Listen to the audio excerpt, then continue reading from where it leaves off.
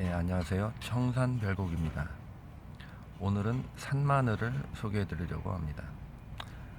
우리에게는 명이라는 이름으로 더 친숙한 나물이기도 하죠. 보통 울릉도에 많이 자생을 하고 있습니다. 산마늘은 두 종류가 있습니다. 울릉도 같은 섬에 자라는 섬종과 그리고 지리산이나 오대산 등 아주 높은 산에 거의 그 꼭대기쯤에 위쪽에 사는 대륙형, 이렇게 두 가지가 있는데요.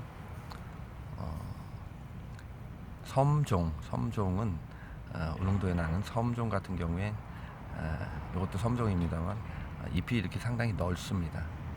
그런데 대륙종은 잎의 형태가 거의 그 대나무 잎을 닮았죠. 좀 좁고 기다란 그 형태를 띠게 됩니다. 보통 우리가 명이라는 이름으로 이제 많이 부르는데 그 이름의 유래는 이게 조선시대 때 울릉도에 이제 그 왜구들이 많이 출연을 해서 섬 사람들의 그 재산과 인명을 많이 살상을 하고 약탈을 해갔었죠. 그래서 이제 섬을 비우는 공도 정책을 이제 왕이 명령을 합니다.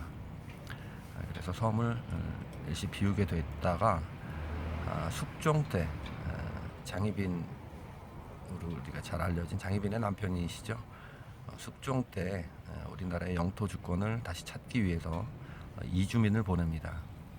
근데 그 이주민들이 이제 곡식을 가져갔는데 울릉도는 아시다시피 눈이 많은 지역입니다. 눈이 많이 내리기 때문에 겨울이 길어져서 이주민들이 가져간 곡식들이 다 이제 바닥이 나게 된 거죠.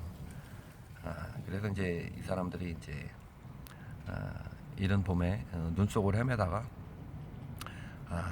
눈에서 파랗게 그 돋아나는 이 나무를 보고 줄인 배를 채우게 되고 맛도 괜찮아서 이제 이 나물을 이제 이용하게 되었고, 그래서 명을 이었다 해서 명이라는 이름을 갖게 된 것입니다.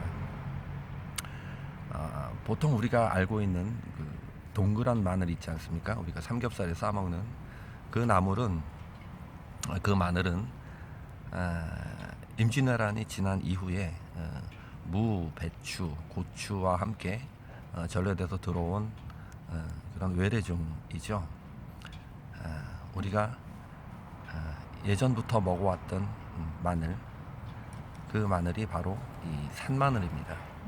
우리 단군 신화에 나오는 쑥과 마늘을 먹고 이제 곰이 사람이 됐다는 그 단군 신화에 나오는 마늘도 이 산마늘이라고 합니다. 산마늘의 이용 방법은 보통 이제 생으로 이제 쌈을 싸 먹거나 장아찌를 담아서 먹게 되는데요.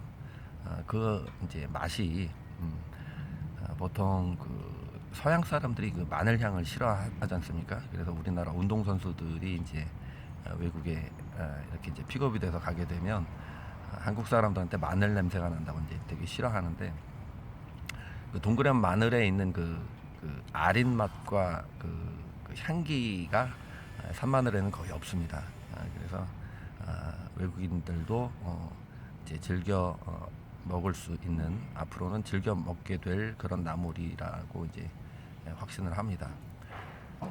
몇 년 전에 외국의 유명한 셰프들이 우리나라를 방문해서 우리나라에 나는 식재료를 가지고 음식을 만들었던 적이 있었는데요. 그 셰프들이 떠나기 전에 기자회견을 했는데, 기자들이 이제 우리나라에 나는, 대한민국에 나는 식재료 중에 가장 인상 깊었던 게 뭐냐라고 물었을 때 하나같이 이 셰프들이 얘기했던 게 바로 이 산마늘이었다고 합니다. 외국 사람들은 특히 이제 고기 문화죠. 이제 고기를 많이 먹는데 그 고기와 같이 먹을 수 있는 그 동그란 마늘에 나는 아린 맛이 없는 이 산마늘을 아주 우수한 한국의 식재료로 그렇게 평가를 하게 되었다고 합니다. 자, 산마늘 잎은 보시면 이렇게 2장입니다. 2장. 간혹 3장씩 나는 것도 있는데 3장이 날 경우에는 잎이 상당히 좀 작습니다. 보통은 이제 2장입니다. 그래서 이제 산마늘은 씨를 뿌리게 되면 최소 한 4년에서 한 6, 7년 정도 돼야 잎 2장 중에 1장을 취할 수가 있는 거예요. 그래서 수량이 많이 나질 않습니다. 그래서 가격이 상당히 비싸죠. 하지만 맛은 생으로 이렇게 쌈을 싸 먹어보면 아마 나물 중에는 가장 맛있는 나물이 아닐까 그렇게 생각을 합니다.